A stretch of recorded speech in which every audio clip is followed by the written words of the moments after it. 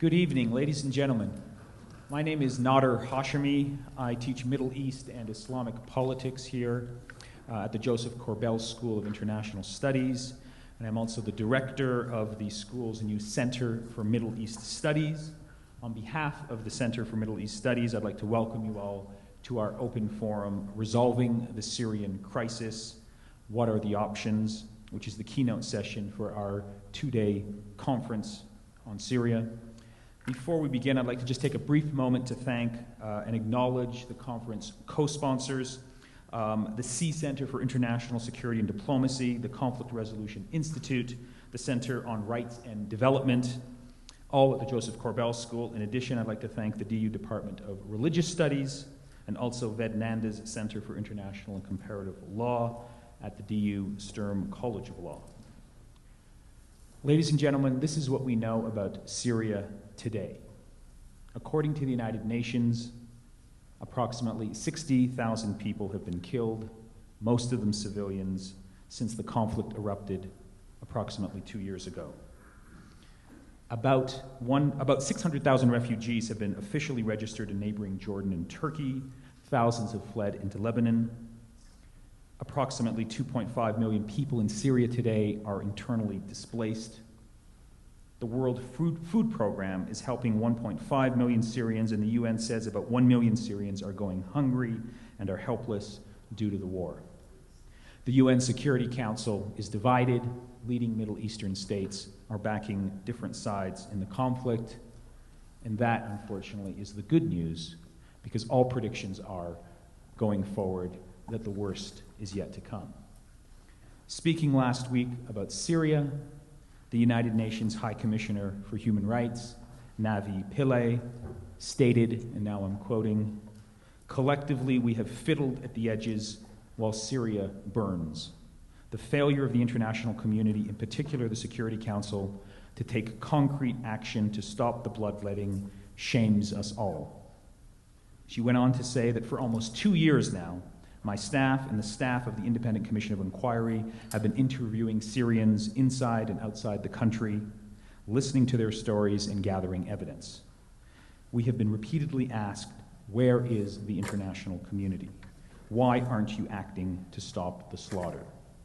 We have no satisfactory answers to those questions. End quote. Well, tonight we're hoping to get some answers to those questions. In this final session of our conference, we've assembled really a first-class, I think, panel of prominent scholars, intellectuals, activists who have written, lectured, ruminated on, influenced generations, really, of people on the themes of humanitarian intervention, the struggle for human rights, support for international law, support for democratic struggles around the world. And we're asking them tonight really to reflect on the crisis and conflict in Syria, to share with us what they believe to be are the important moral, political, legal, and ethical questions at the heart of the Syrian conflict today. Our three keynote speakers are number one, Kenneth Roth. He's the executive director of Human Rights Watch, one of the most leading and prestigious international human rights organizations, which operates in more than 90 countries. Prior to joining Human Rights Watch in 1987, Roth served as a federal prosecutor in New York and for the Iran-Contra investigation in Washington, D.C. A graduate of Yale Law School and Brown University, Roth has conducted numerous human rights investigations and missions around the world and has written extensively on a wide range of human rights abuses, devoting special attention to issues of international justice, counterterrorism, the foreign policies of major powers, and the work of the United Nations. He's the co-editor of Torture, Does It Make Us Safer? Is It Ever Okay? A Human Rights Perspective.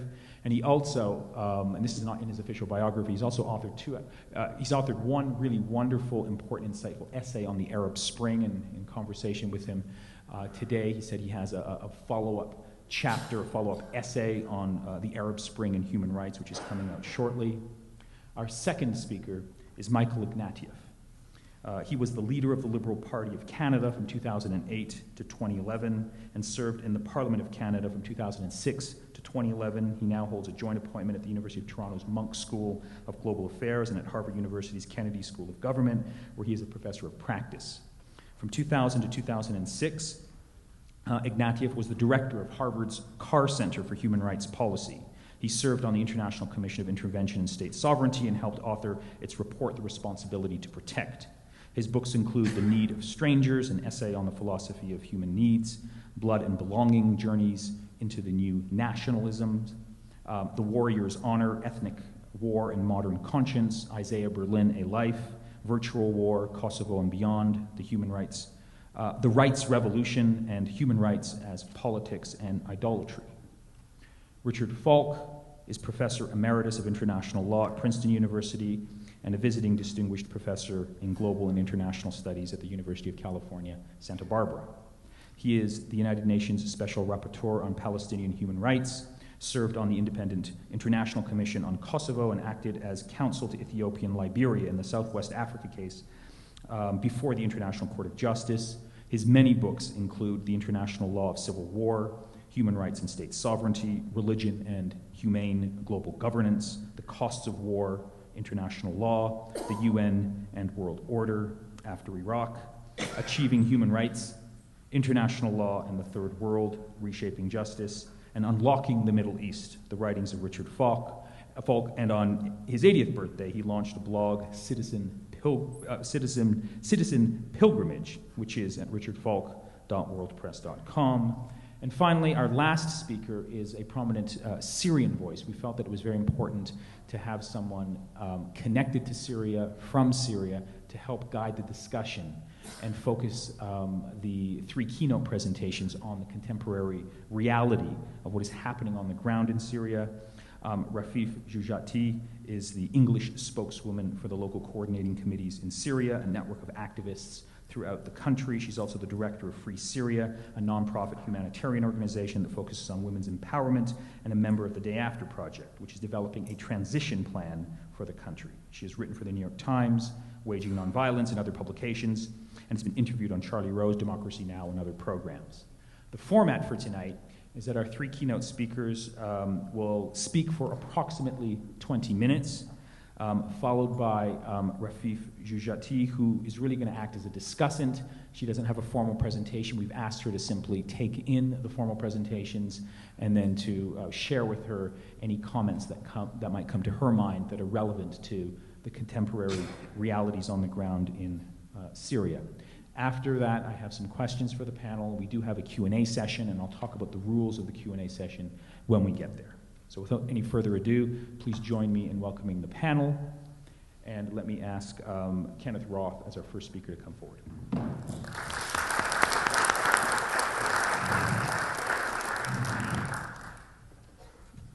Well, thank you, Nutter. It's a pleasure to be here. I've learned a lot today. It's been a very rich discussion. I come here not in the least bit as a Syria expert. I don't pretend that expertise, but I have learned a lot about Syria, particularly in the last couple of years, because Human Rights Watch, my organization, has had people both in Syria on a regular basis, as well as speaking to refugees as they come out in Turkey, Jordan, and Lebanon, principally. And we monitor Syria very closely from our Beirut office. So I have had a rapid education. But I'm going to try to speak tonight mainly from the perspective of my understanding of what the options are and should be for how we respond to what is not just described as an absolutely horrendous situation in Syria. And there's no question that the level of killing today, the 60,000, probably more dead, would implicate the UN doctrine that I think you're all familiar with, R2P, the responsibility to protect. That this level of slaughter means that we have to look to what can we do to protect the Syrian people. Many people assume that that is the same thing as therefore we have to send in the troops. But it was never intended that way, and indeed that's not what it requires. Even before you get to military intervention, there's a gradual ratcheting up of options, because under the R2P doctrine, military intervention would be looked at only as a last resort. And indeed, the international community has tried other things. The Western governments in particular have done what they could to raise the cost for Assad of this kind of devastation. So they have imposed an arms embargo. They have imposed targeted sanctions, meaning that the assets of Assad and his entourage have been frozen in the West. They've imposed travel bans. There have been a number of steps like this, which have made some modest difference, but I'm not going to pretend that they have been sufficient. The difficulty, though, is that when people start talking about military intervention, one of the requirements is that it be reasonably calculated to do more good than harm. And this is where, frankly, I have found the conversation tends to stop when you discuss R2P with people. Because, on the one hand, we have a miserable situation, but on the other hand, people fear that it could still be worse.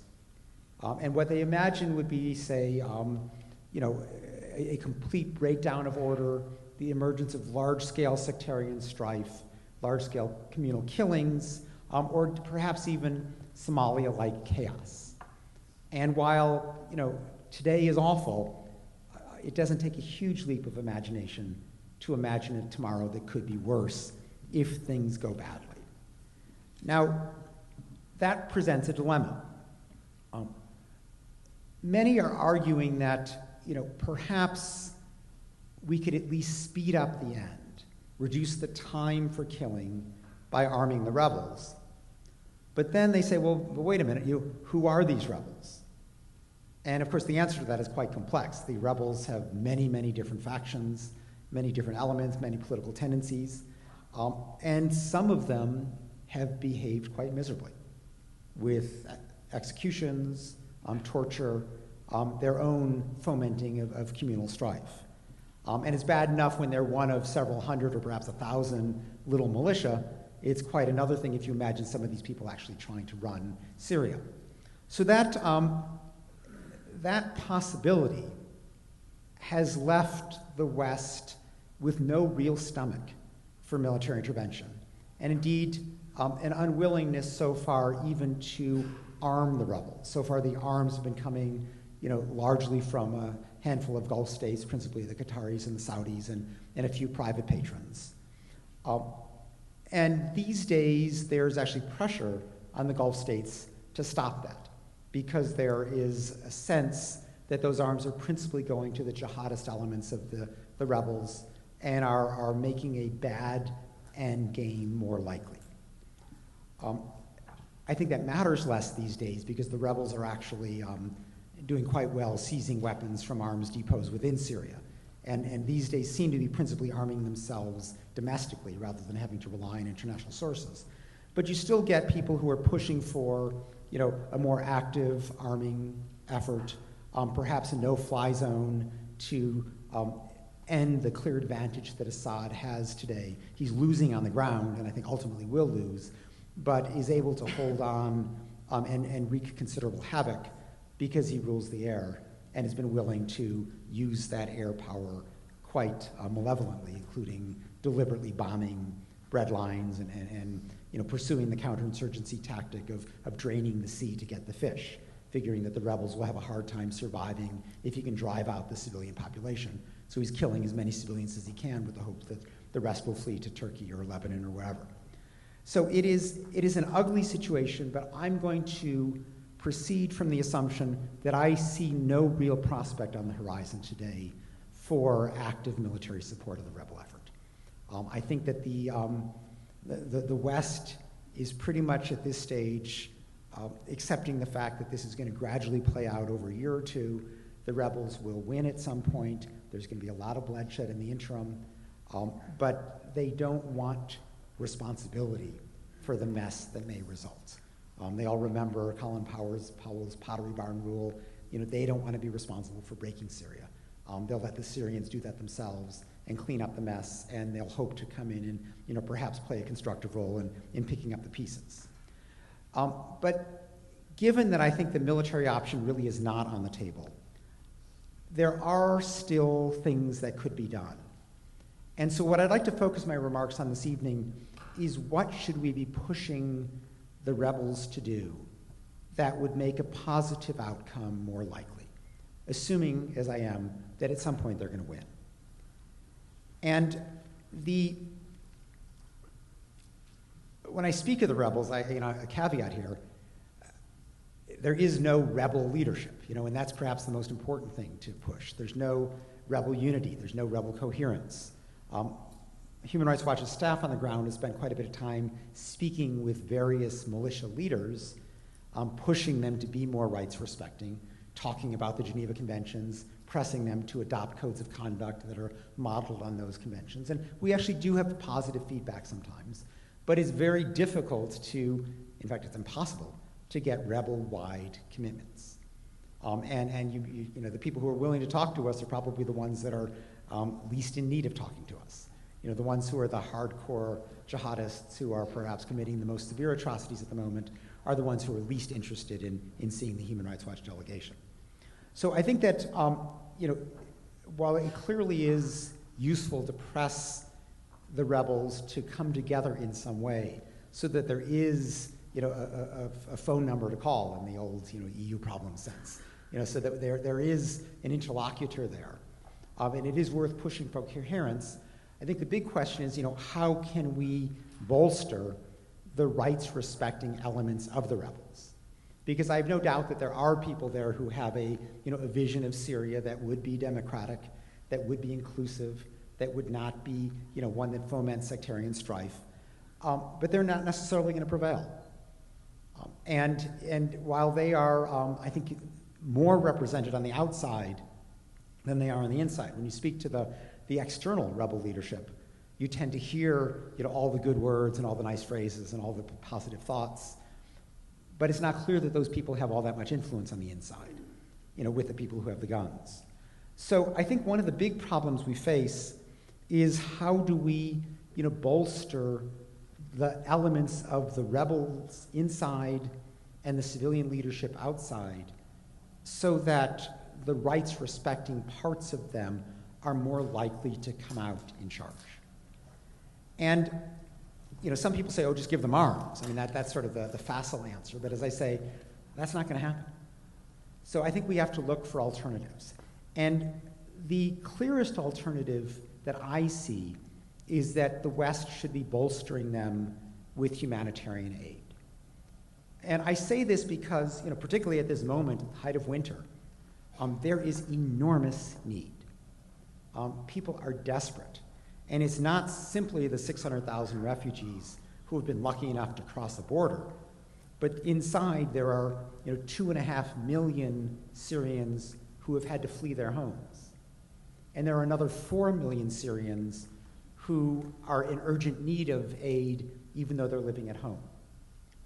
So one of the things that the West could do would be to channel aid through the elements of the rebel leadership who seem more likely to envision a democratic, pluralistic Syria, and thereby empower them because they're the ones who would have the aid.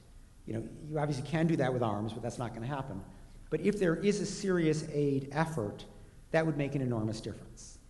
And there is, there is a civilian external leadership that's coming together.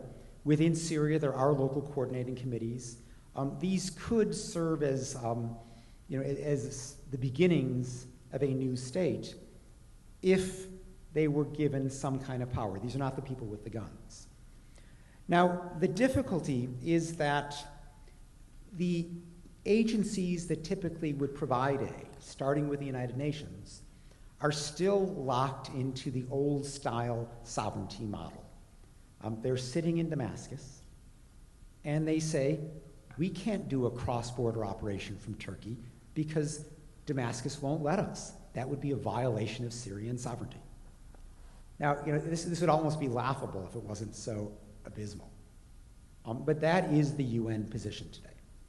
Indeed, even many of the major international NGOs have operations within governmental controlled areas and are reluctant to jeopardize those by operating cross-border. And everybody is completely convinced that Assad will shut them off, if not worse, if he sees them as providing humanitarian assistance to the rebel-held areas in the north. So there is the need for someone who is willing to operate cross-border. I don't pretend that that's easy because it is dangerous. And it's one thing for the Human Rights Watch researchers to be running around northern Syria because they don't have to be waving a flag and telling people where they are and saying this is where you get your aid. They can operate very quietly. But if you're distributing aid, you've got to do it in a fairly visible way, which means you are vulnerable to bombing, you're vulnerable to kidnapping, you're vulnerable to attack. So how do you surmount those enormous security problems and get aid to the elements of the rebels, and I think more important, the civilian sector that might be able to deploy that to alleviate suffering, but also then begin to create the potential of a more rights-respecting element.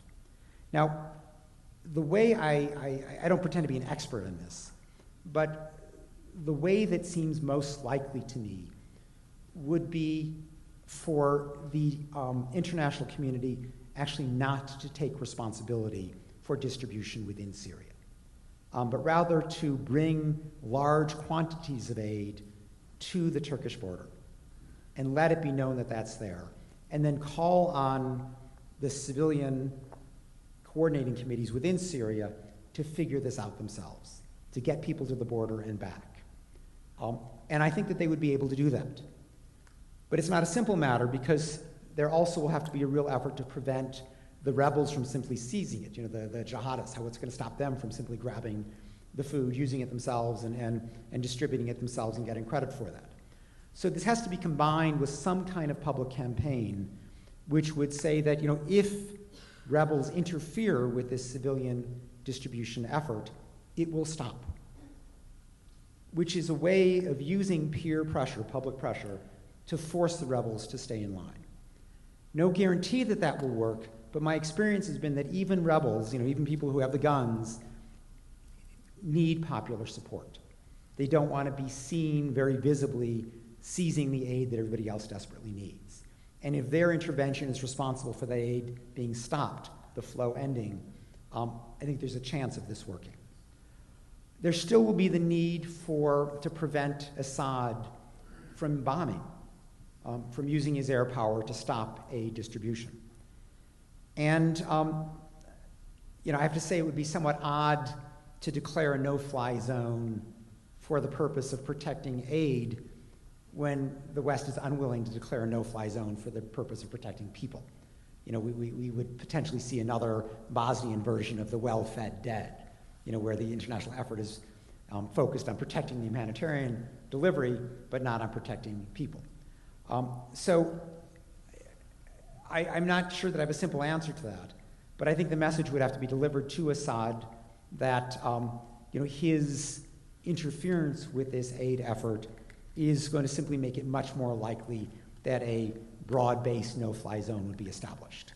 And much as the message has been sent that attacking the chemical weapons is a red line that if crossed will have dire consequences, so a message of that sort could be sent that attacking this aid distribution network, given the millions in need, would force the West to re-examine its military posture towards Syria.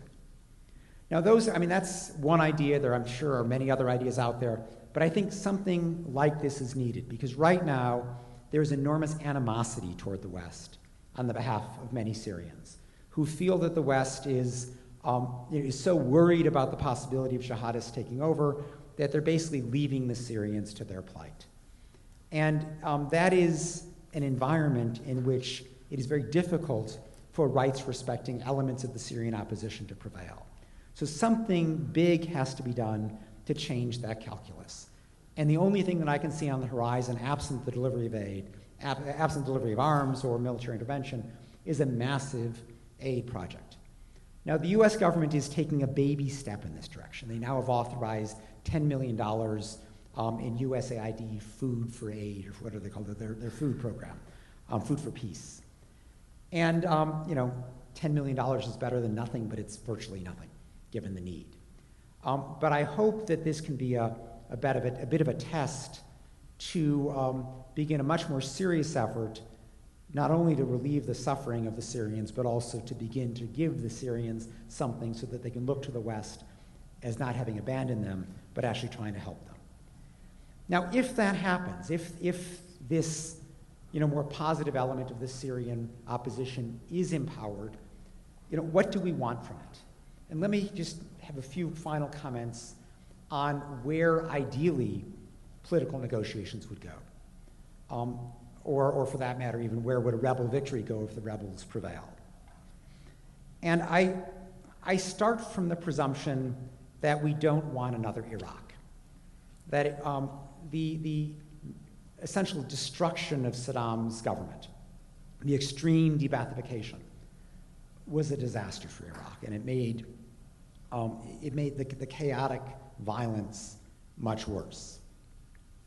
In my view, the aim, whether of a negotiated solution or a rebel victory, should be to distinguish between the government and the state.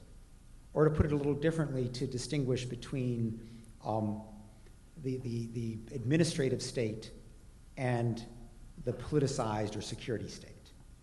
And while nobody wants to see Assad or his henchmen retain power, I think it's going to be important that the less political part of the bureaucracy, the part that is just runs things day to day but has not been actively involved in suppression, that be allowed to remain, even given that a lot of these people have their positions because they have vowed their loyalty to Assad.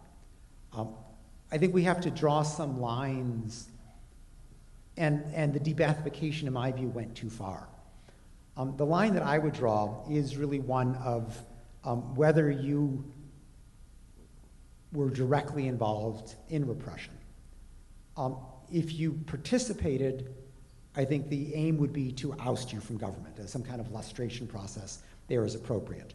But merely being a party member, merely having pledged loyalty to the party, merely being, the wrong ethnic group or the wrong, political adherent, in my view, should not be enough to force the person to leave their governmental post, because then you'll be left with nothing, or virtually nothing.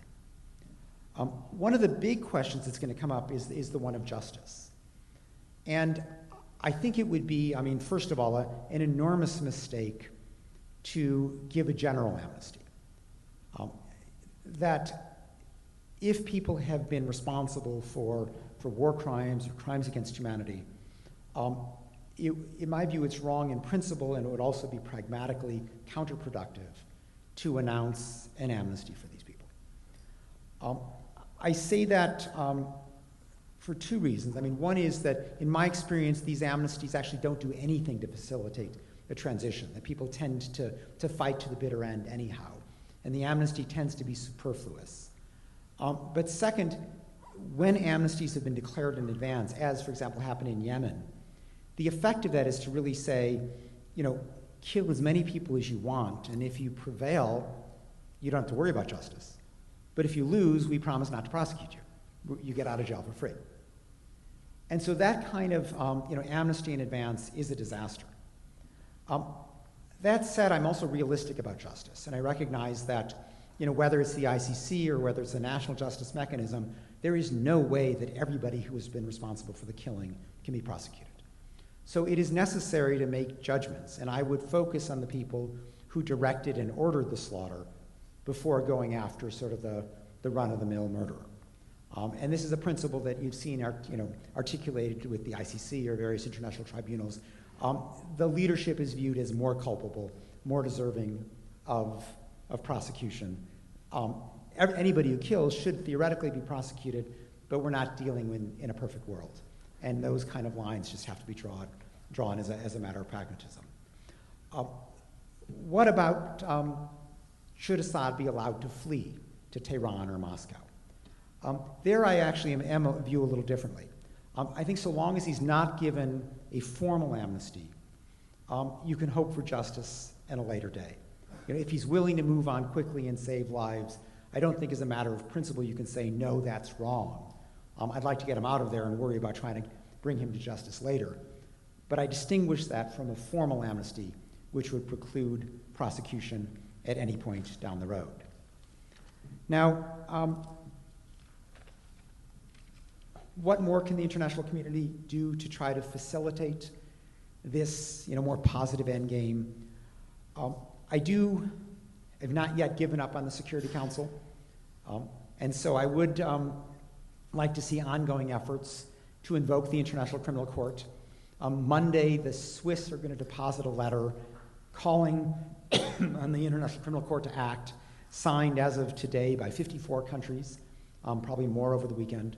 But this will be an effort to kind of raise the cost of Russia's veto. I would like to see a global arms embargo, since the partial arms embargo imposed by the West obviously hasn't been sufficient.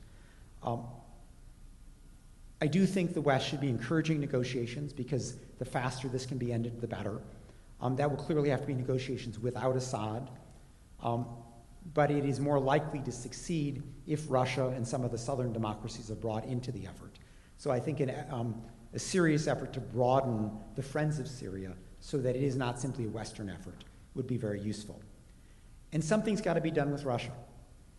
Russia's clearly worried about the precedent of an uprising changing regime. It worries about what would happen at home, foremost. It worries about its friends in the former Soviet Union. It also sadly likes being the center of attention. Russia is not the most relevant country in the world these days, but it likes people, flocking to Moscow and imploring it to please help on Syria. It likes being relevant. Some have proposed that the best thing to do with Russia is just to ignore it, that it's actually fairly irrelevant at this stage. But of course, that then precludes Security Council action. So I do think it still is useful to focus on Russian. Human Rights Watch, every time we put out a report on Syria, we've been translating into Russian and doing a press conference in Moscow. So we're trying to keep the attention there. But the West hasn't really done its part to raise the cost on Russia for the bloodshed. The major Russian arms exporter, Rosoboron Export, continues to be able to hawk its wares at arms fairs outside London and Paris. That kind of stuff shouldn't happen.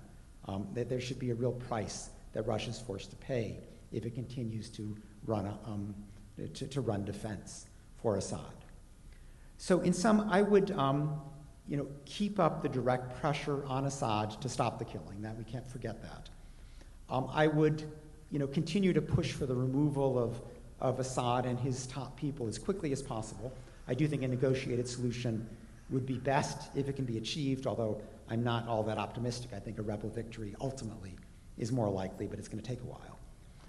While we are waiting for that, I think everything should be done to push the rebels to cohere so that there's something to talk to. And through efforts like the aid delivery that I outlined, there should be a real effort to bolster the civilian elements and the rights-respecting elements of the opposition so that we are not facing the worst-case scenarios that so many fear. Thank you.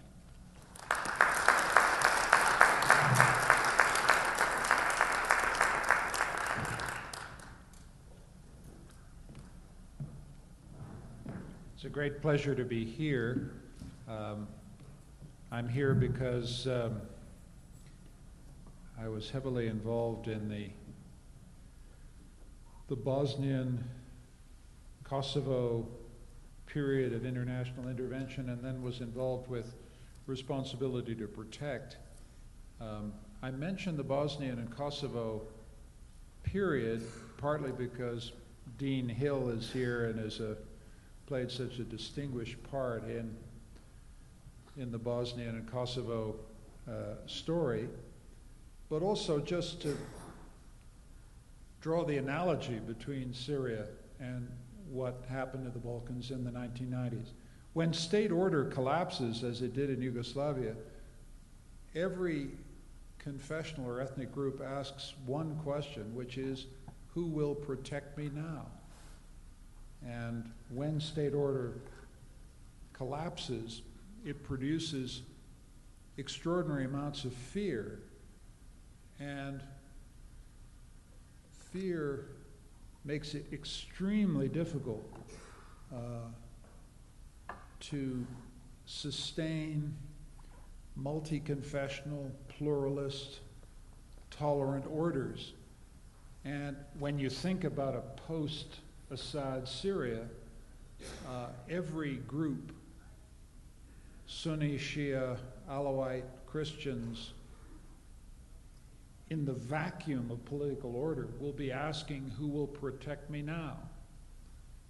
And the answer that is always given to the question, who will protect me now, is my own people, my co-religionists, So I think there's a somber analogy from the Balkan story here that I was very struck today listening to our wonderful Syrian colleagues who are fighting for a pluralist, multi-confessional, democratic Syria after Assad. And there isn't a person in the room who doesn't want that to happen. And there isn't a person in the room who doesn't believe in those values. The lesson from Bosnia and Kosovo, I think, is that fear is what takes over. And trust collapses down to those you know, those of your blood and your kin and your kith. And so the challenge is to find some political institutional arrangement that breaks that cycle of fear and allows groups to trust across the divides of confession and ethnicity. And that's the first remark. The second remark that comes out of the Bosnia and Kosovo issue is we're in a very post-interventionist mood for excellent reasons, because Iraq was a disaster, because Afghanistan hasn't gone well, and because the best that we did in Bosnia and Kosovo was freeze ethnic hatreds, and because it was inordinately expensive. All these interventions were hugely expensive and hugely costly.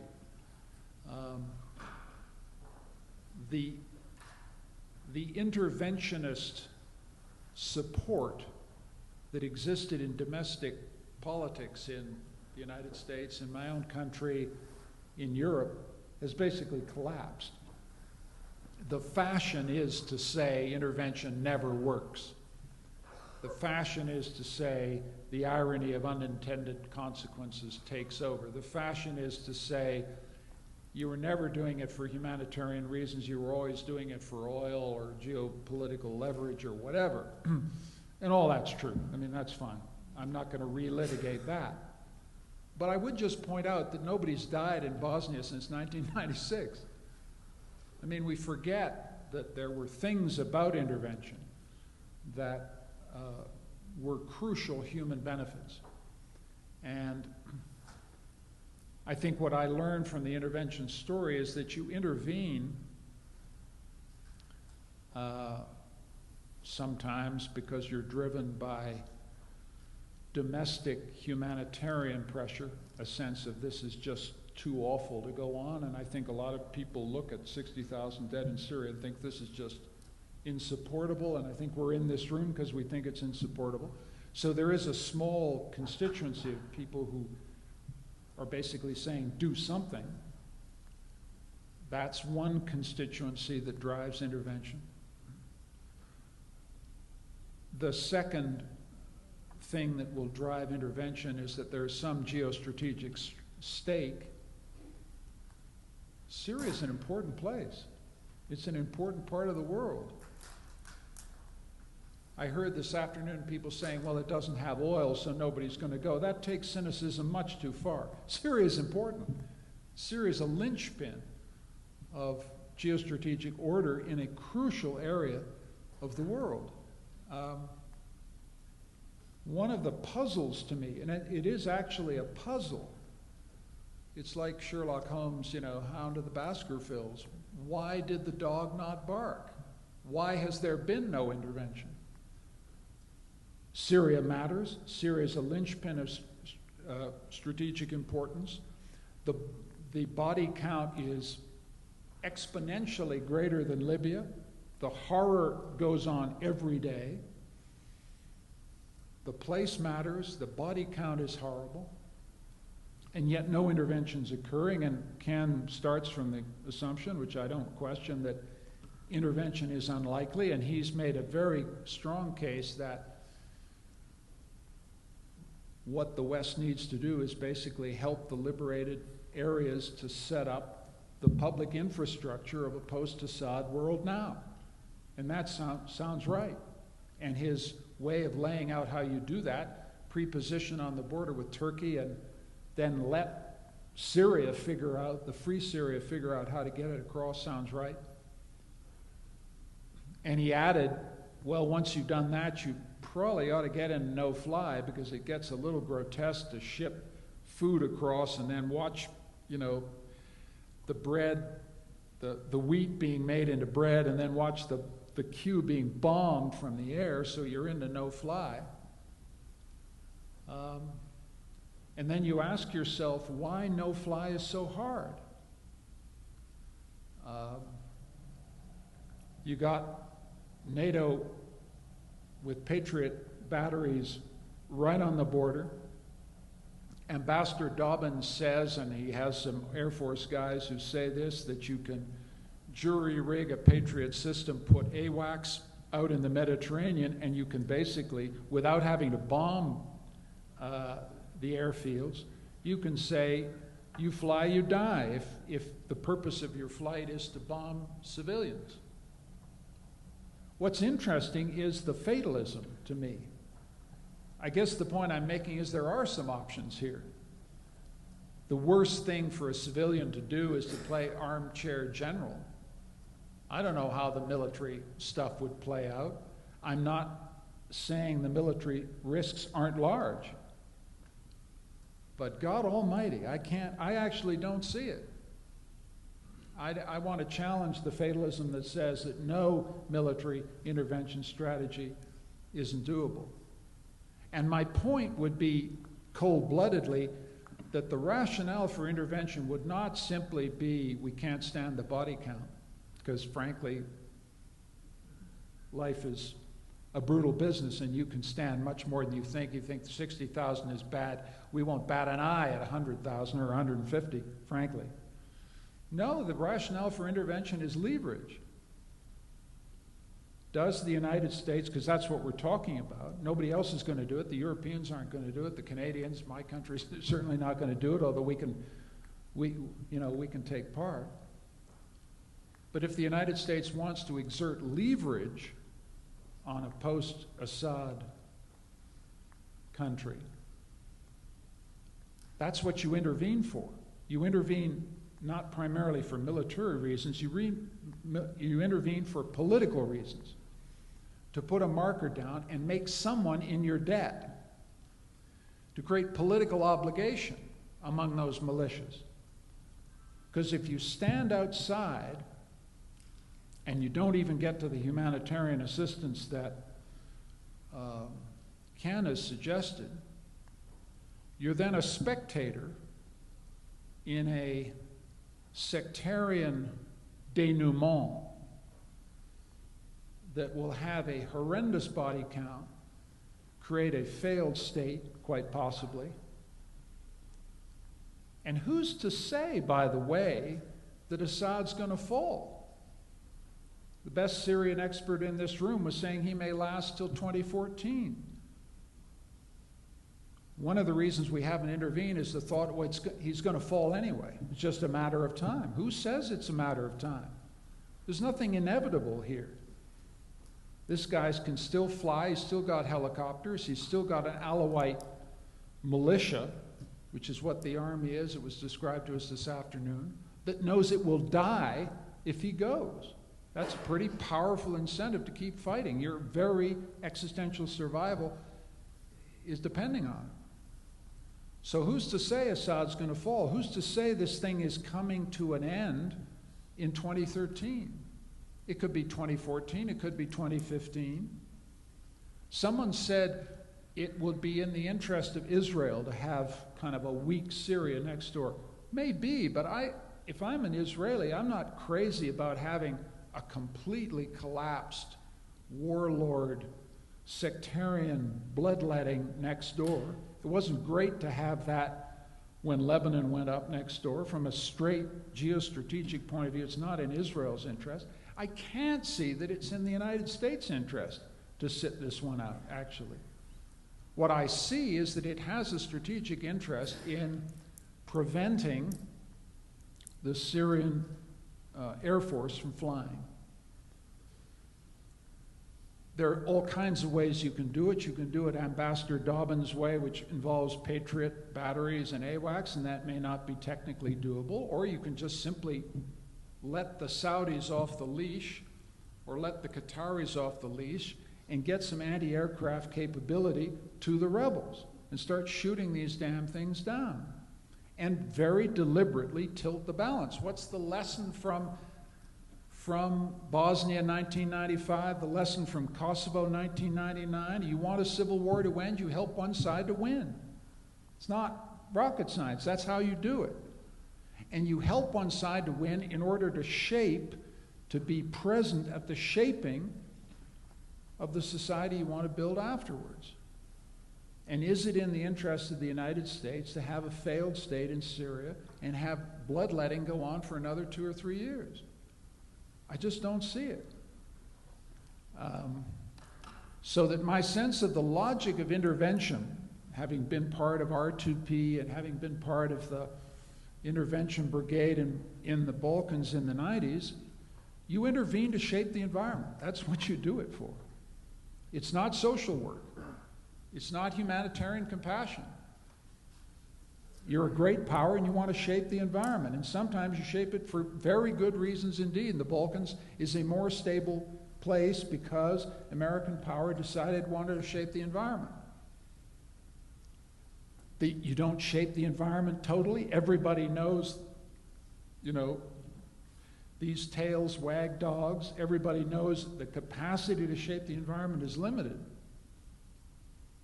But I just find myself puzzled that the smart thinking in Washington and the smart thinking in the United States and the smart thinking in Europe is stay away from this thing. Because it could go on for a very long time, and the human consequences, the strategic consequences, are really awful. And the human rights consequences, I don't even need to start. The Alawites are what are classically known in human rights teaching as a guilty minority. And if international human rights teaches you anything, the people who most need protection in this world are guilty minorities. That is, people with blood on their hands. They're the people you really have to step up for. I wouldn't know an Alawite if it walked up and shook my hand, but I know, as a matter of doctrine, that's what international human rights ought to protect. So if humanitarian motive matters to you, you ought to think about guilty minorities. And so my sense here is that during the day we've been talking about transitional justice. We've heard some very fine words and in kind of inspiring words about Syrian patriots sitting down and trying to imagine a pluralistic, multi-confessional, democratic Syria with a national consciousness that gets transitional justice right, avoids the errors of de-Baathification in Iraq, but clears this society of the poison of 60 years of Baathism, avoids the mistakes in Iraq.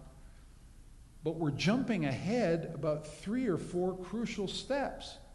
And all I'm saying is we don't know this thing is over. And my sense of it, very bluntly, is it's not going to end until the United States of America either tacitly or overtly helps the rebels to win with a minimal strategy that involves interdicting the use of air power. I just don't see how else this ends in a way that's even minimally acceptable, either to the interests of the United States or to the interests of Syrian people who want to be free of tyranny. And I'm conscious as I say this that it makes me a warmonger. It runs against the general conventional wisdom that intervention is always a disaster and a bad thing. And I just go back to where I started. Intervention was tough in Bosnia, and it was tough in Kosovo, and nobody's dying there. And it's not paradise. It's certainly not democracy. It's certainly not multi-confessional happiness, but nobody's dying. And it only happened because of the application of coercive military force. And I'm as aware as anybody else of how disastrously wrong it went in Iraq. I'm aware of all these stories. The reproaches are easy. But you tell me how we get from where we are now to this happy scenario of post-Assad pluralistic democracy unless you have some international intervention.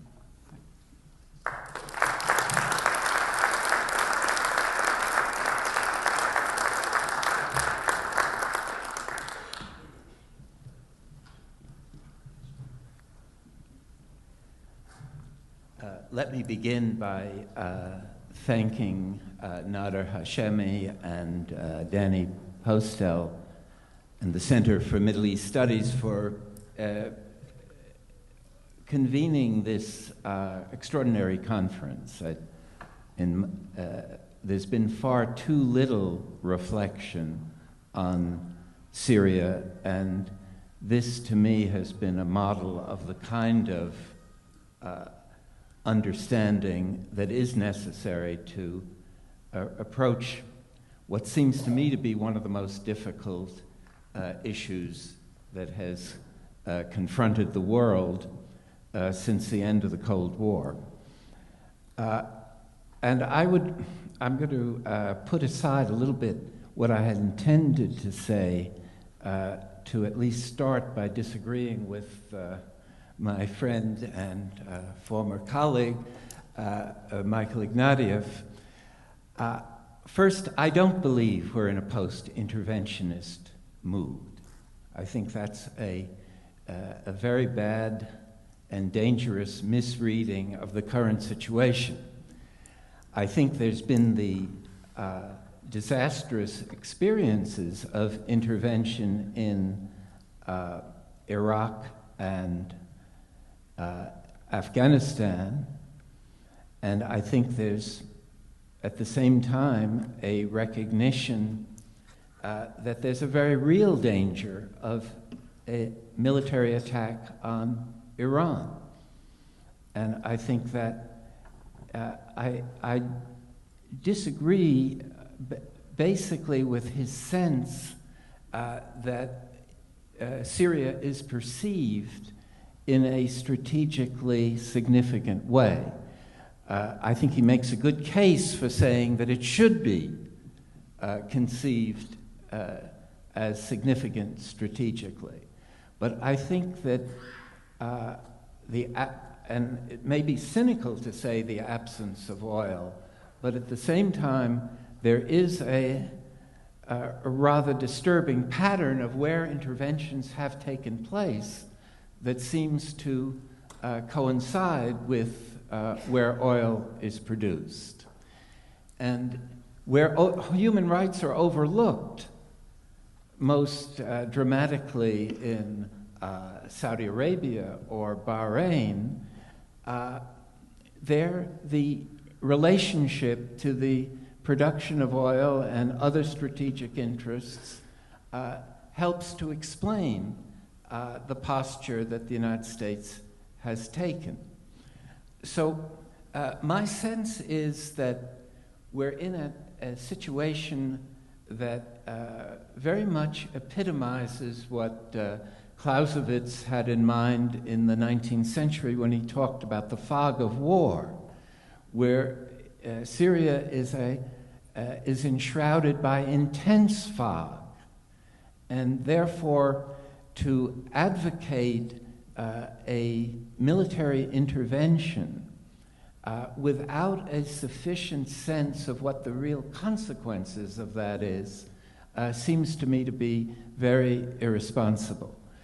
And I would go further and say that the cases where intervention seems to have succeeded are relatively small societies. and the impact on Bosnia and Kosovo were very special cases. They're not similar to Syria in fundamental ways, where the constituted government has continued significant levels of support, and where it has a significant military capability. So that, from my point of view, the world is put in a situation similar to that of a Greek chorus in classic Greek tragedy, that it sees this terrible course of events unfolding, and it's helpless to do anything about it. And I think it's important that we understand a little bit better the helplessness before we advocate a kind of West-oriented intervention, which is very much at odds with the way most of the world views the use of force in a post-colonial historical setting. And especially when that use of force can't command the support of the permanent members of the Security Council. So not only do you have a situation here where you don't know quite what will happen when military force is used, you also don't have the foundation for legitimating that use of force. That seems to me to be a serious feature here, that a highly realist perspective on international society doesn't take law very seriously as either a constraint on policy or a guide to policy. But I think that's served the United States very badly to pursue its interests without respecting international law. We as a country would be much better off in the world if we had disciplined our foreign policy by respect for the constraints of international law. And the idea of acting unilaterally is something that can be justified. This is a grotesque situation in Syria where a government has been committing repeated crimes against humanity in relation to its people. And this is a situation where it is justifiable to take sides. But what does that mean to take sides given the way the world is organized? And that's where I think our analysis needs to take account of the fact that we are living in a world order that continues to be dominated by sovereign states that are basically respectful of each other's rights to control what happens within their borders. It's a fundamental principle in the UN Charter that even in civil wars, the international community does not have the right to intervene. This has been qualified by the R2P diplomacy and norms, but it's still something that is very controversial outside the West. And I have felt for a long time, ever since Vietnam really, that this effort by the United States to fill the political vacuum created by the collapse of colonialism has served both the world and the United States very badly. And that doesn't answer the question, of course, of what can be done about Syria. And that's a question that I take with great seriousness, and I think we heard today a series of very both moving and illuminating presentations about what can be done and the difficulties of doing it. And I think one thing that we should look carefully at is this question of how seemingly irreconcilable conflicts end. And two of the obvious examples of that would be Northern Ireland and South Africa. In both cases, there was the sense that these conflicts could not be brought to an end except by the military triumph after much bloodshed of one side or the other. And it was only when what one might call the politics of impossibility became a historical reality, where the South African elite suddenly decided that they might be better off accepting something that seemed absolutely beyond possibility until it happened. The idea of releasing Mandela from prison after 27 years, the idea of working toward a multi-racial constitutional democracy that would put the white elites in the minority was seen completely utopian in the worst sense of the word. And the same thing with Northern Ireland.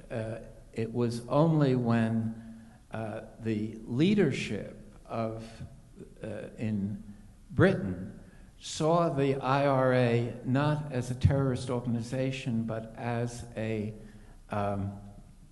political actor with real grievances, that there emerged the possibility of finding some transition path. Now, of course, the Syrian case is completely different, but it goes to the question of whether it is preferable under the tragic circumstances that exist to insist that one side prevail, and the only tolerable side that one could wish to prevail is the opposition forces to the Assad regime. Or one says we should work toward a position that allows for some kind of negotiated transition. And I think both look very implausible for different reasons. But my own feeling is that if the ideas of justice are put too strongly at this stage, it will make it more difficult to find some way of ending the conflict. And therefore, I think it's a mistake, particularly in the midst of the conflict, to indict or to talk about the indicting of the Syrian leadership. It's something that should, I agree with what Ken Roth said, that a formal amnesty would be a betrayal of justice. But at the same time, one mustn't let the ideas of justice become the enemy of peace, the prospects for peace. And it's a tricky and difficult tightrope to walk, I think, to maintain the options for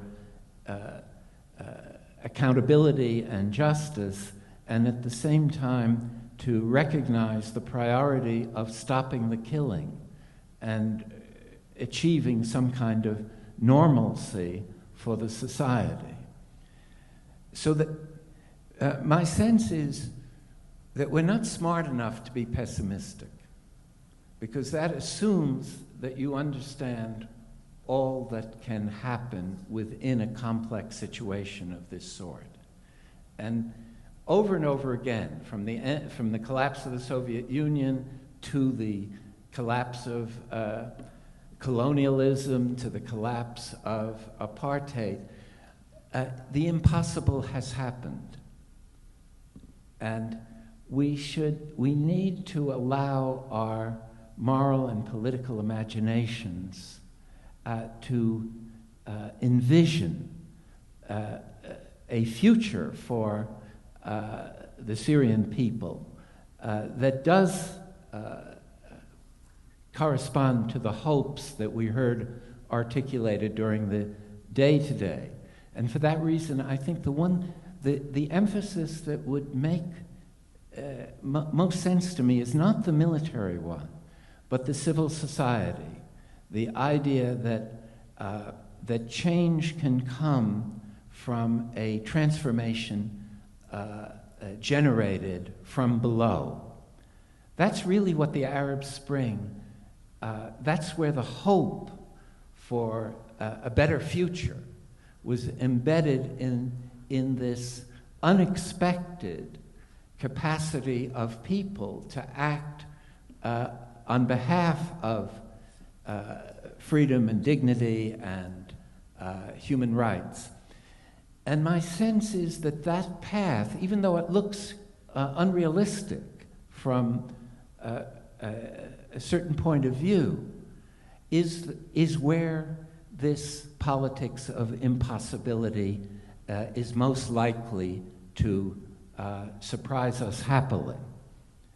That we're not. I would also say we're not smart enough to be optimistic, but at the same time we can be hopeful, and to be hopeful means trusting the power of people to work for change, and that's consistent with the whole idea of self-determination, which we've heard too little about, in my view, during the day. That's the answer to the interventionists is that we're living in a world and in a world system that operates best on balance if the dynamics of self-determination are allowed to unfold. And that doesn't mean that there won't be tragedies, but the tragedies will be less consequential, in my view, if one is less attached to military approaches to conflict resolution and more reliant on assisting popular forces to achieve change and work toward justice and a better future. Thank you very much. I said I don't know how to follow all of these presentations, and I won't try to. But what I'll try to do is give you the activist perspective on a lot of what's been said. At the beginning, as you know, it was very peaceful. We had demonstrations every day. The biggest ones were on Fridays. Activists who staged the demonstrations had demonstration minders. They had people out there looking for anybody who brought a weapon or a stick or anything that would be remotely threatening, and then they would send them home if they found anybody. So it was very important for the LCC to make sure the protests were purely peaceful. And then the activists started getting gunned down during the protests, and then they would hold funerals for the dead activists, and then those funerals would turn into protests.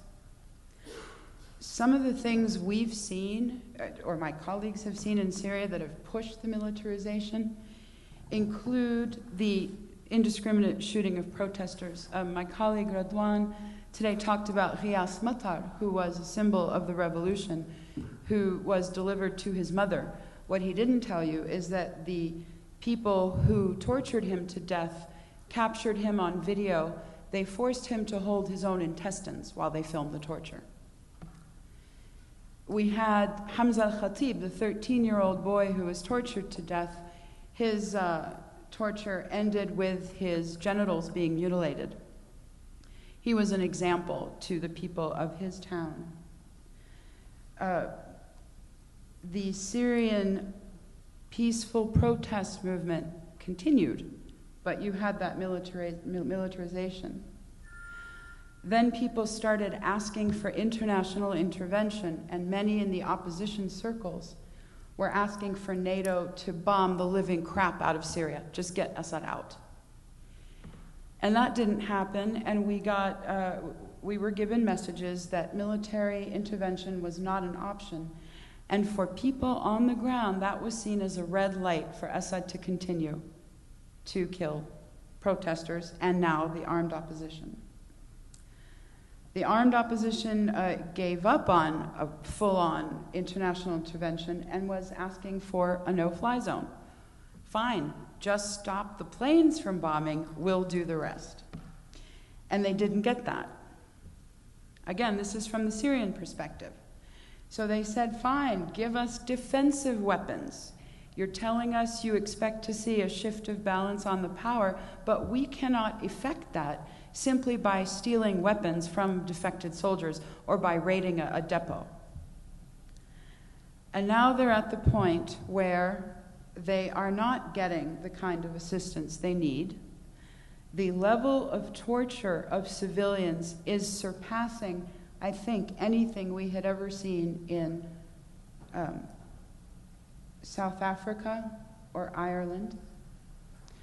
We now have documented cases of sexualized torture. We have cases of the Shabiha gang raping women and then immobilizing them so they can insert rats and mice into the vaginas of their victims. Think about that for a little bit. And you've got to understand the perspective of a Syrian activist who is experiencing this either personally or from a family member. I have two first cousins who were killed very recently. One of them was simply walking home from work. He was sniped, just because. I have another cousin who was a nonviolent activist who was tortured to death. This has happened. Almost every family in Syria has a horror story to share, whether it's from the regime or from now the armed opposition.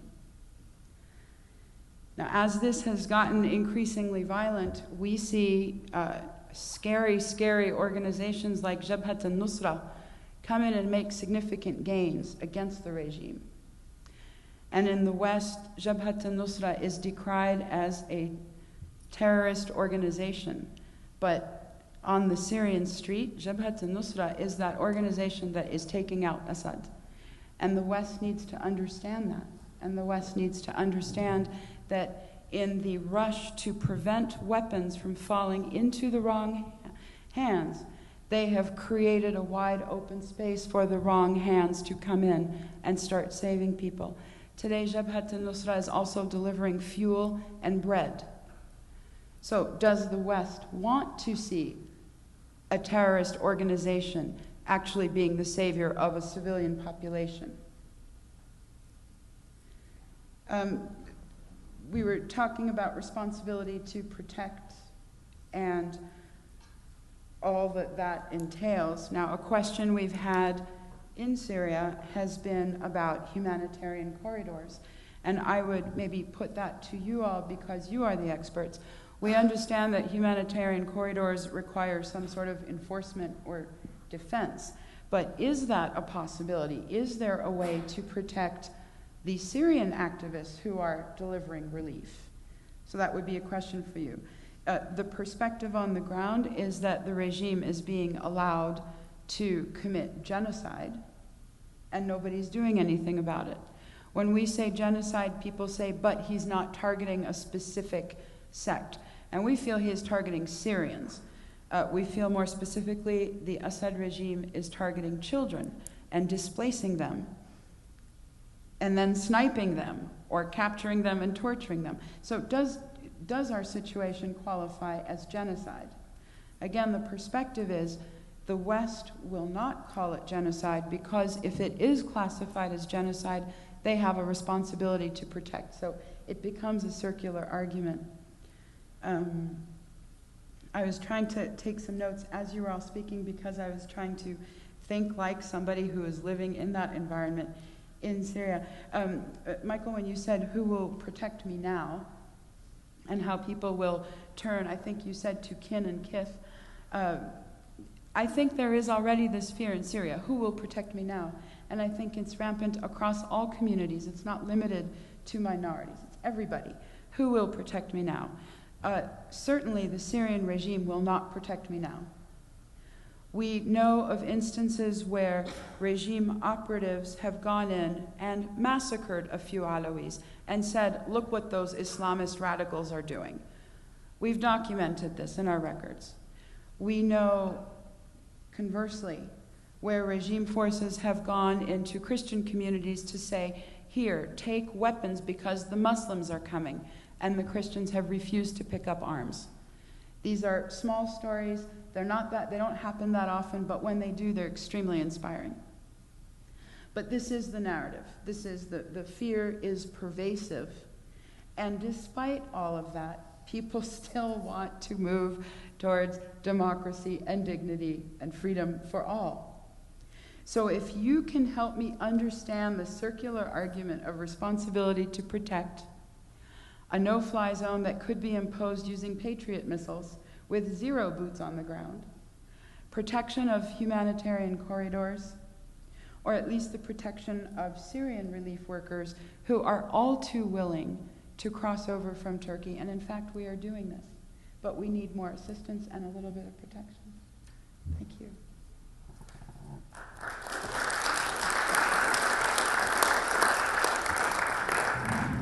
Let me push the conversation forward a bit and get the panel to respond to a body of opinion that's out there on the Syrian debate. You read it in the press.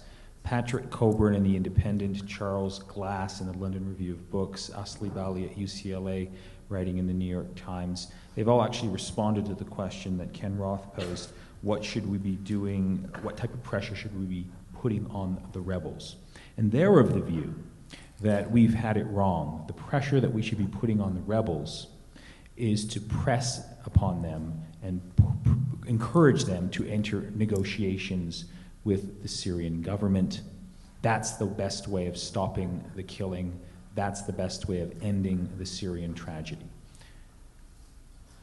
Since that's a view that's out there, I'd like the panel to sort of, anyone who wants to, respond to that perspective.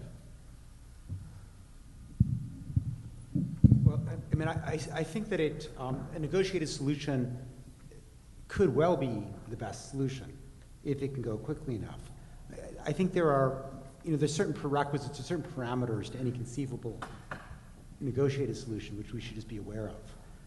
I mean, one is that Assad and his entourage would have to be gone. I mean, the rebels are not going to sit down with Assad, and so that I think that's similar to the kind of the justice or transitional justice rules that I was outlining.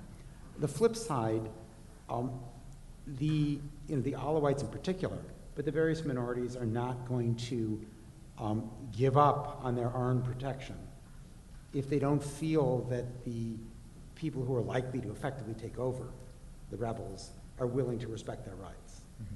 And so that's why I think that it's not enough to just push for negotiations. You got to push the rebels to stand for something positive and to go beyond mere revenge. I mean, I differ with Richard in the sense that I actually think talking about justice now is essential for building the confidence, particularly among the Alawites, that they have a future in Syria, because justice is double-edged. I mean, on the one hand, yes, those who are responsible for atrocities are not going to be happy with it. And so we don't expect, Assad to be lining up and saying, for me, justice. But where it is useful is that it makes clear that revenge is individualized and it's based on responsibility for atrocities. And so, you are not likely to face criminal prosecution simply by virtue of being Alawite. if you have a justice-based transition rather than a pure revenge-based transition. So, I think that there are, by all means, push for negotiations, but don't, let's be realistic here. You've got to push for the conditions that would make negotiations feasible, which really means enlisting the Russians to get rid of Assad and using the West to put pressure on the rebels to start moving in the right direction. Okay. Richard? I would only add that it's important to defer to the will of those that have been engaged in this struggle against the Assad regime. It's consistent with my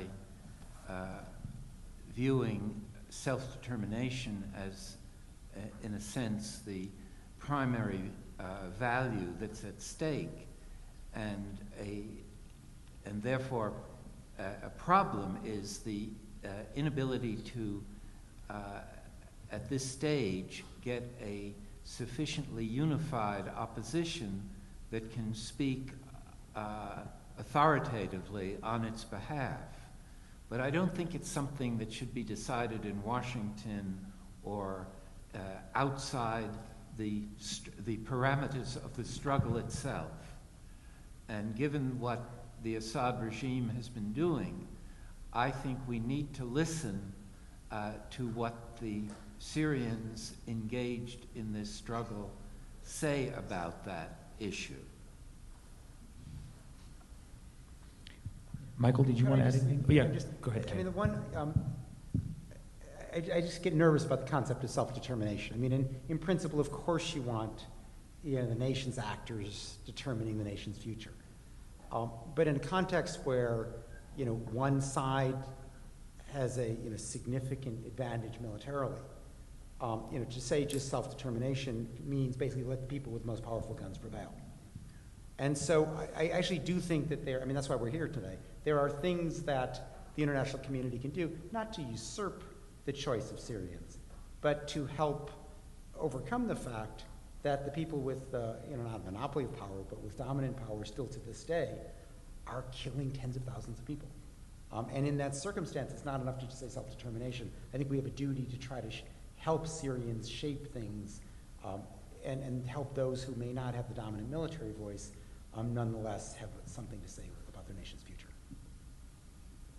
I think the only thing I'd add, everybody in the room thinks of negotiated settlement that guarantees the future of those minorities who supported Assad, that is, prevents the cantonment and disintegration of Syria.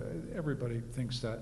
I think all I'm saying about the premise of the question was we should be pressing the rebels. Why should the rebels listen to a single thing we have to say?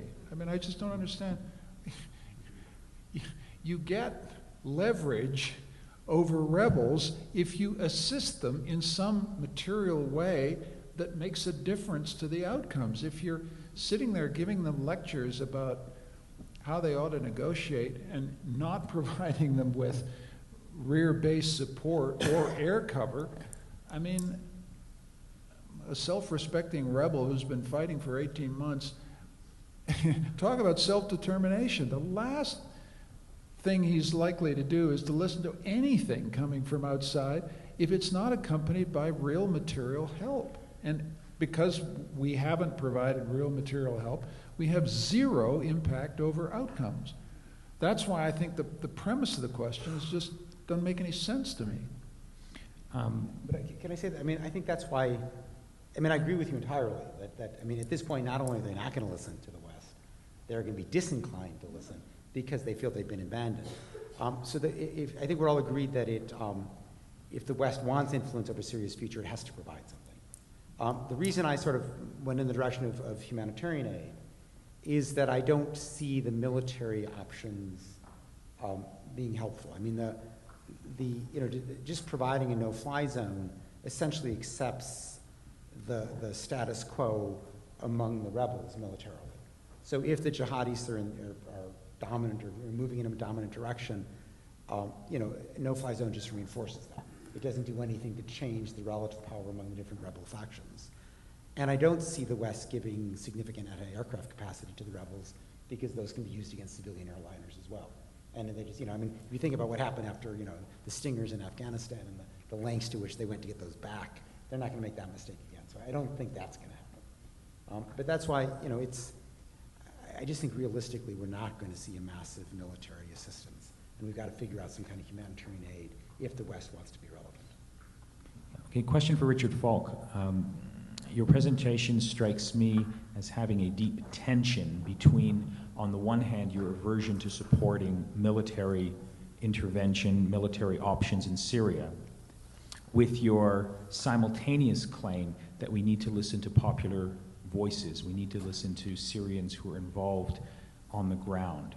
And when you listen to Syrians on the ground and you listen to those popular voices, they're precisely asking and pleading with us for military intervention. In this case, a no-fly zone and support for arms. So how do you reconcile that in your position on this issue?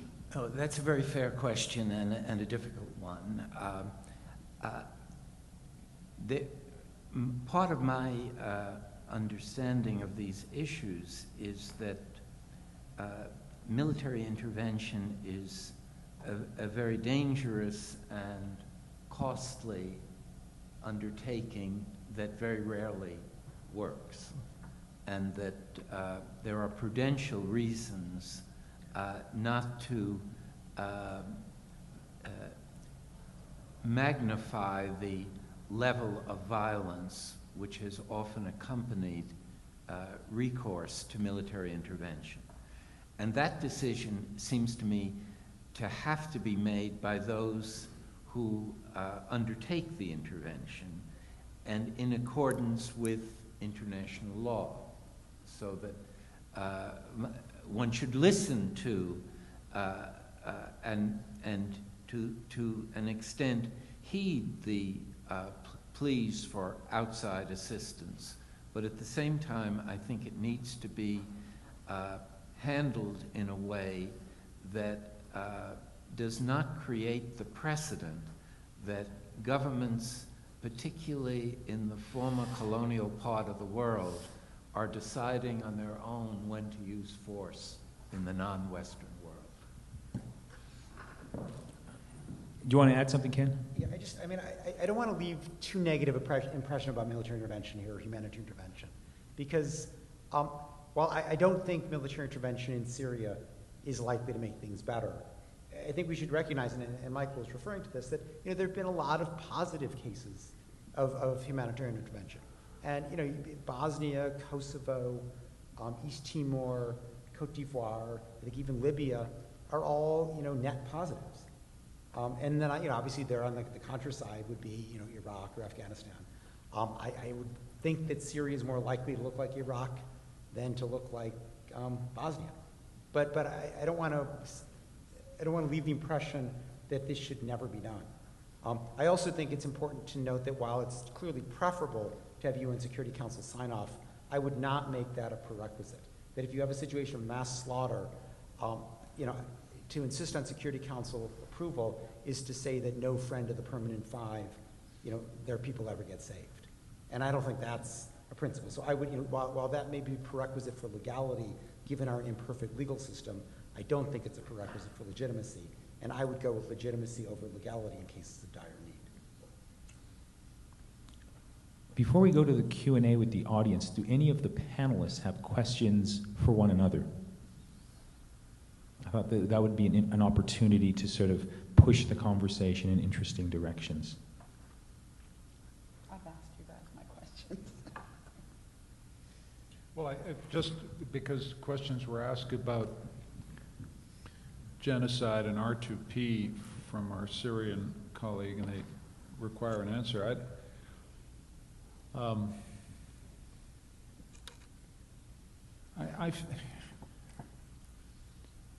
What's happening in Syria is awful. It doesn't need genocide. It's just awful. I don't know, frankly, that the G word adds here. It's awful. Indiscriminate shelling of civilian populations by a government.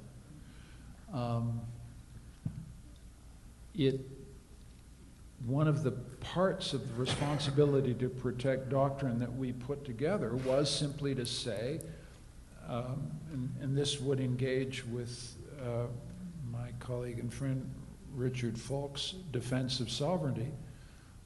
There isn't anybody in the room who doesn't think that sovereignty is important. There isn't anybody who doesn't think we are in a post-imperial world, thank God. But I think that what the responsibility to protect doctrine was simply saying is that sovereignty is not unconditional inviolability. Sovereignty entails very minimal forms of responsibility to your population, and shelling bread queues means that you have essentially forfeited, in, let's just say, in moral terms, your right to be a sovereign. And that's a controversial doctrine. I don't claim that responsibility to protect is a norm of international law. It's just a good idea. Most of the world, Richard is entirely right, believes in sovereignty as inviolability. You're also absolutely right that large amounts of the non-Western world regard responsibility to protect with suspicion because they think it's a vehicle for Western imperial designs. All that's true, but that doesn't change anything about what's happening in Syria. A state is bombarding its own civilians, stoking sectarian conflict, and destroying a great country in the sole interest of the survival of a regime cadre. It's as bad as it gets. Now, what has complicated this story, of course, is that there are no, good guys on white chargers on the other side. It's a messy, bloody, awful business, and there have been some, and to the great credit of Human Rights Watch, and also to the credit of many honest Syrians, they've been very explicit that the people on the other side have committed atrocities, they've committed war crimes, and it's also clear as time goes on, the whole population is brutalized by this. It gets worse and worse and worse. And part of what I was saying in my remarks was we seem to have this kind of confident idea it'll all be over in 6 months. What if it isn't? What if this goes on for 2, 3, 4 more years? The capacity for the collective brutalization of a population is very unpleasant to think about. And everybody knows that military intervention of any kind, even of the extremely minimal kind I'm proposing, which is basically no fly or help the rebels shoot some helicopters down, all of that entails risks. But for heaven's sake, focus on what happens if this stalemated civil war goes on.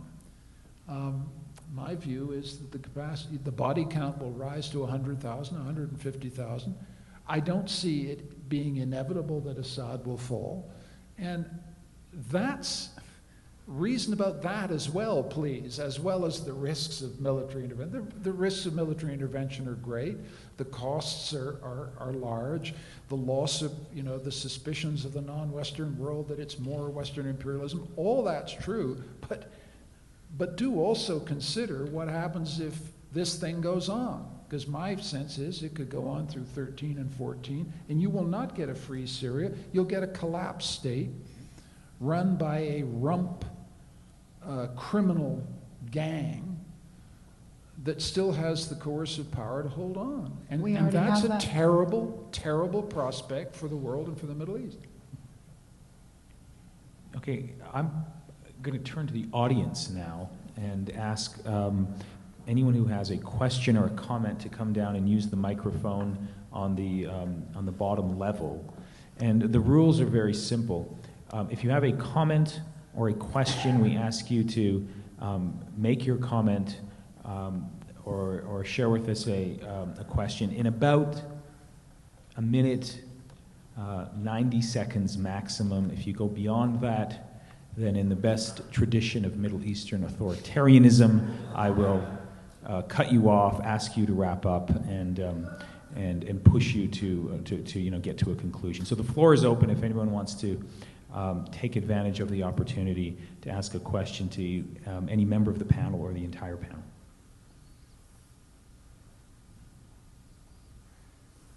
Yeah, Tom.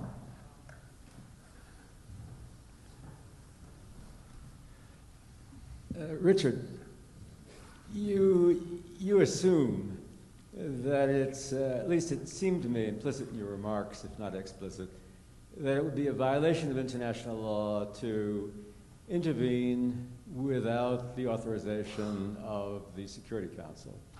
And yet you will recall that when the UN Secretary General set up the high-level commission to review the role of international law and the role of the United Nations in producing international security, and that committee was composed of notables from the Global South as well as from the West, it came to the conclusion that with respect to the use of force, you must remember this, with respect to the use of force, it is very unlikely that the charter norms ever became actual norms.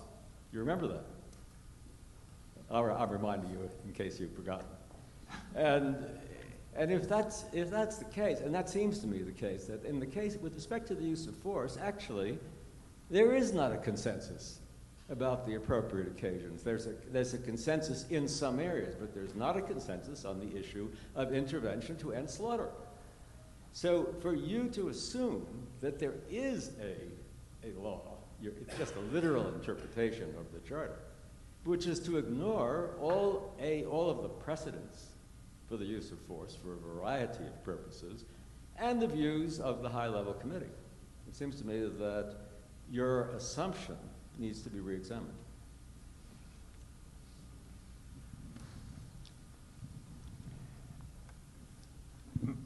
I didn't intend to take a dogmatic position on this. What I was reacting more to the idea that it was just a discretionary matter as to whether force would be used in particular situations. And I do think it's important to call attention to the fact that the underlying social contract that's embedded in the UN Charter is one that recognizes a state-centric world order in which recognized governments have the discretion to deal with unrest within their borders as they see fit, subject to international law. They're accountable to international humanitarian law, of course. But the question then becomes, under what conditions can force be used to alter that situation? And I think the weight of legal opinion is that there has to be either a mandate from the Security Council or the Uniting for Peace resolution in the General Assembly, or I would go along with the implication of the question, if one is persuaded that there is a genocide taking place or systematic crimes against humanity, then I think I also prefer legitimacy to legality and would be comfortable with that kind of decision. I think that part of my reaction to Michael's proposal was that it's like playing chess without thinking the opponent is going to do anything. And Russia would be significantly challenged by the sort of steps that you're proposing. It's not necessarily the case that they would respond in some way that would escalate the conflict, but that certainly has to be taken into consideration, that they don't want a precedent in the Middle East in which the U.S. decides when it's going to use force to alter an internal political situation in one of the major countries in the region. Michael? I think Richard has made an important point that any escalation in terms of Western military aid might produce a counter-reaction.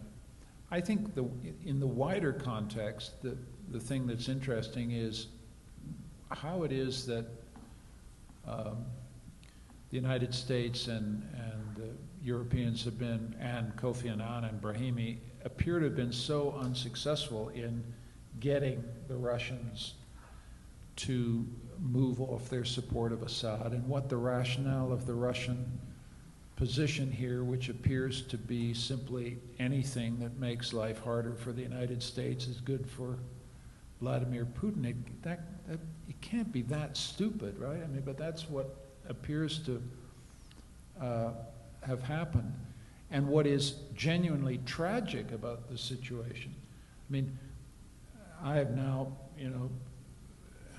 appear to be Mr. Military Intervention here, and I am unapologetic about it, but everybody thinks that it is in the geostrategic interest of Russia to be part of a post-Assad Syria, to be part of the process by which something other than this criminal regime runs Syria. And it is genuinely hard to understand how you couldn't, over 18 months, slowly pivot the Russians towards that. Now, apparently, the Russians and the Americans are meeting in Geneva at the moment, and it's not too late to think that could have results. I think what we've also learned is there is a massive principal agent problem here. That is to say, Putin has very little leverage at all over Assad, and I think it's taken us a long time to see that.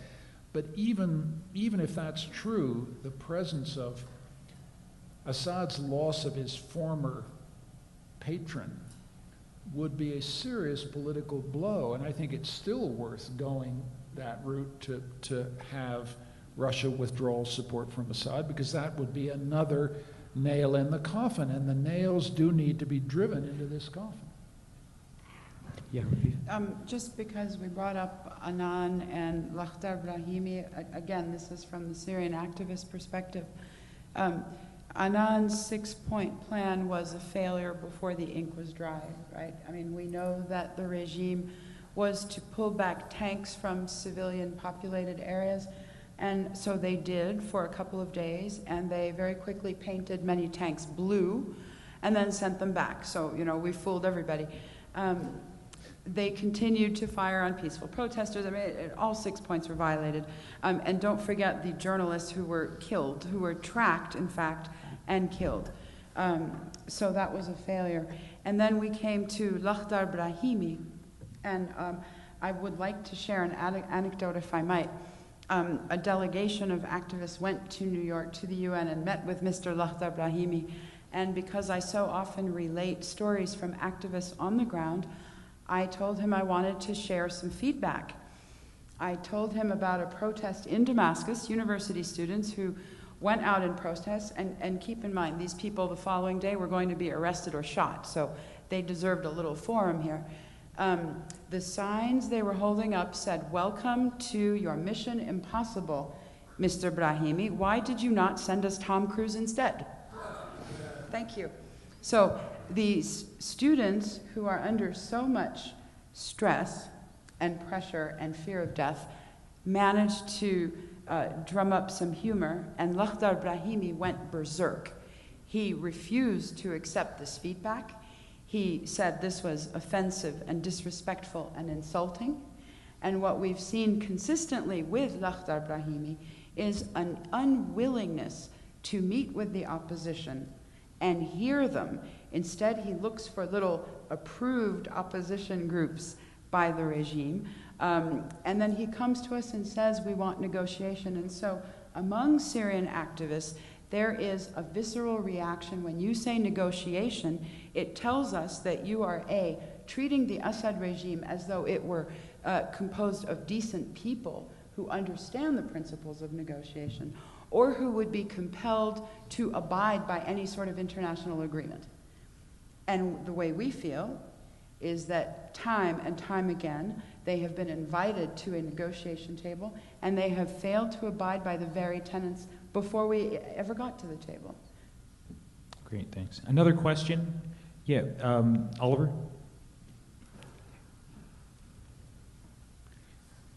Thanks. I'd like to thank the esteemed panelists for your remarks tonight.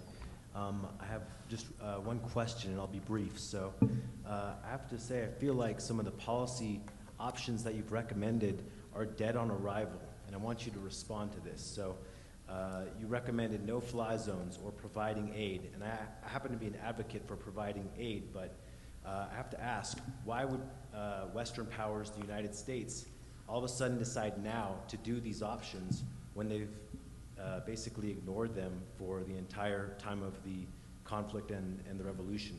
That said, the U.S. has provided some minimal amounts of aid, but why at this time would they change their minds? Or what could you foresee that would make them, make policymakers change their minds? Thank you. Well, they are sort of changing their minds. I mean, it's, and I think it's, all the reasons that we're sitting here and puzzling about today. They recognize that, there's an acute need, that they are rapidly losing influence with the rebels, that the wrong rebels are in the ascendancy, and that it's not going to be over with quickly. So this bad trajectory is going to get worse, and they're grappling. They're trying to figure out what to do. They're not going to intervene militarily, and so the aid thing is becoming more attractive. The UN, being hidebound as a club of states, is not going to do this. They're still stuck with the kind of old sovereignty model. The EU, which is very bureaucratic, is also itself not moving in this direction, but certain members are. The French are very actively looking at this right now. But the US is putting too little into this, but they've already kind of made the decision to try this out and see if it's workable. And I think the French will quickly follow. So this is, this is not impossible. And I think the issue more is how do we get it up to scale? If I could, I think maybe the reverse is true. The French have stepped up because, the French can scamper across the border with bags of cash, and they don't hesitate to do that. And so we have some success stories in, for example, Ma'aret and Norman, where the French financed the rebuilding of a bakery. They provided some police uniforms, and then women from the village sewed more. And a lot of, so suddenly Ma'aret and Norman had a police force, a community cleanup crew, they had some garbage trucks, and they were producing enough bread to support about 80% of the population.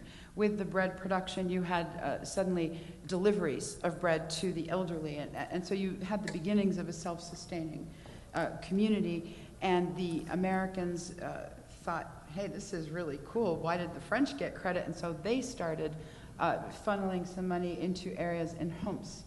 And that continues to take place. Now, of course, this is all very good and well until the regime bombs the area that is almost self-sufficient. So, continuous cycle.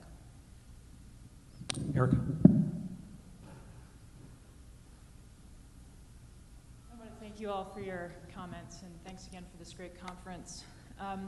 So I want to return to the first point that Ken brought up about the double effect rule, whether an intervention does more good than harm in any situation. And this is supposed to be sort of like a major standard for understanding when we should intervene abroad.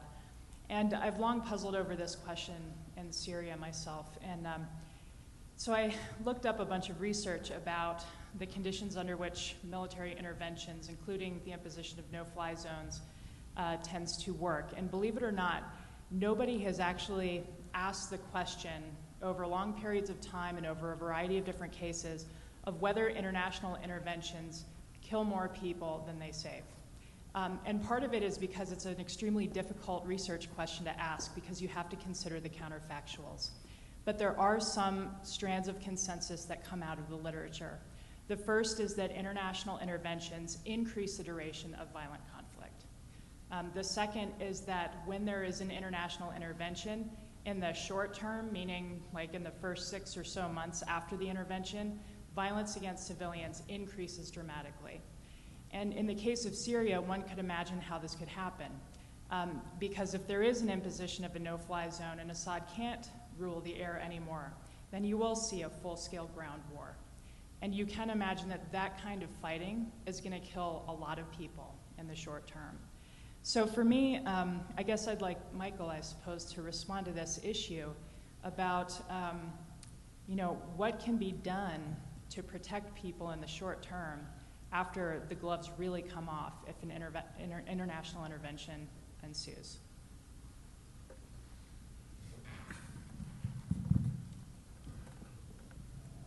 I'm a little puzzled by the final phrase, when the gloves come off. It seems to me the gloves are well and truly off, and the rationale for no fly or some form of air interdiction is to mitigate civilian harms, send a signal to the regime that they can't use air power against civilians. In other words, the purpose is civilian protection and send a political signal to a regime. Of course, the risk, the counter-escalation risk is not minimal. I'm just looking at what we got right now, which is lots and lots of civilians dying every day. An increasing situation of barbarism, and a feeling that the end of this regime is not inevitable, and therefore it needs to be hastened. And you want to hasten the end of the regime to reduce the suffering of the civilian population. Now, you're making the case that any form of external intervention using any form of coercive force will make it worse for civilians. Maybe I'm saying how much more worse can it be? And as I say, the Bosnian case ended simply because air interdiction and limited bombardment of Serbian targets plus assistance to the Croatian forces in August 1995 propelled the thing to Dayton, and Ambassador Hill played a very distinguished part in that. Everything is what it is and not another thing, Isaiah Berlin used to tell me. So Bosnia is not Syria. I understand that. But I'm just looking at a situation of a stalemate that continues to bleed this place dry. And what do? That's what I'm saying. And I think Ken's suggestion of humanitarian assistance, again, the key point is political. You've got to send signals to this regime that the game is up. If you can use signals that are essentially humanitarian signals that say you've lost control of the entire northwest of your country and it's going to be under different management, do you understand that? And the international community will continue to sustain the municipal infrastructures that basically take that part of the country away from you permanently. Do you understand that? Again, the consequences are difficult to predict. This afternoon we heard, well, will that simply propel Assad to retreat into the Alawite mountains and allow the fracture of his country, but continue to fight? All of this is unpredictable. But what we've got now just seems to me to be an intolerable and humanly costly stalemate that the international community, with using discrete tools, could do something to end or accelerate the conclusion of. I think that's all I'd say. And everybody knows that any application of military force will have risk. But the conceit that I'm trying to go at is the idea that doing nothing is cost-free. It just seems to me all that means is you transfer the human and moral cost of this onto the shoulders of Syrian civilians. And clearly what's going on in this is the United States does not want to own any of it. That's what's going on. The minute they intervene in any form, either the humanitarian form that Ken is suggesting or slightly more robust air interdiction, they then have responsibility. And the trade-off here is you take responsibility, but you gain leverage, right? The moment the Obama administration does not want to take any responsibility for this, for perfectly evident reasons. I'm not accusing them of anything. They're looking at this from a rational point of view. And I'm saying you take responsibility, yes, it has a downside, but you gain leverage. You gain leverage over the rebels, and you gain some leverage over outcomes. And that may be in the interests of the United States. And it may also be in the interests of Syrians. Ken, Richard, or Rafi, do you have any comments on, I think Erica's very important question? Okay, let's go to another question then. Mohammed? Yeah, I'd just like to make a very brief comment on this difference of opinion or the debate between Michael and Richard on the issue of robust intervention, as Michael likes to call it. He's advocated very eloquently that when a regime not merely represses its people in a traditional form, but uses excessive force in order to bomb them or in order to force them into submission and inflict casualties on its own population, that is a good enough justification for a robust, translated into military intervention. And Richard's point that this sort of intervention, particularly if not sanctioned by the Security Council, and particularly when led by the United States, leads to a lot of suspicion and distrust on the part of the majority of the states in the system, which means the Global South. Now, one way to square the circle probably is to robustly intervene in a more equitable fashion.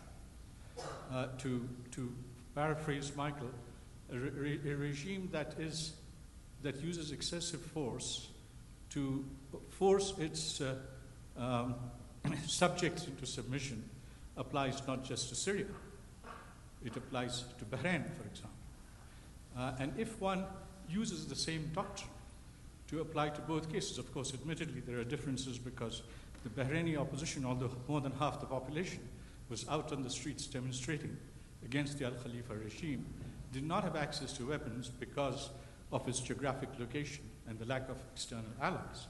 But in every other way, the situation was morally very much the same. So if we use the same doctrine to exercise robust intervention in both cases, I'm sure that would remarkably reduce the distrust of the Global South, or the large majority of the states in the system, as far as American intervention is concerned. Ken? Let me address that if I could. I understand what you're saying, and there clearly is a double standard in terms of Western concern. And I spent a lot of time criticizing the U.S. and Europe for closing their eyes to Bahraini repression. But I would not suggest that Bahrain is a situation warranting military intervention. Because I think we have to keep in mind that military intervention, what it really is about is killing people. And we should be very reluctant to advocate killing people. Now, I'm willing to do that sometimes. I'm willing to do that when people are being killed in massive numbers. And that's why I say Syria is a situation where you at least look at whether humanitarian intervention is warranted, because the one time where I think going to war is legitimate is when to stop mass murder. I don't think it's legitimate just to stop ordinary repression, which is what Bahrain is more akin to. And even when you do have mass murder of the sort taking place in Syria, you still have to ask the second-order questions about, is this more likely to do good rather than harm? And that's what one of the things we've been debating here. But I don't think you even get to that question in the case of Bahrain.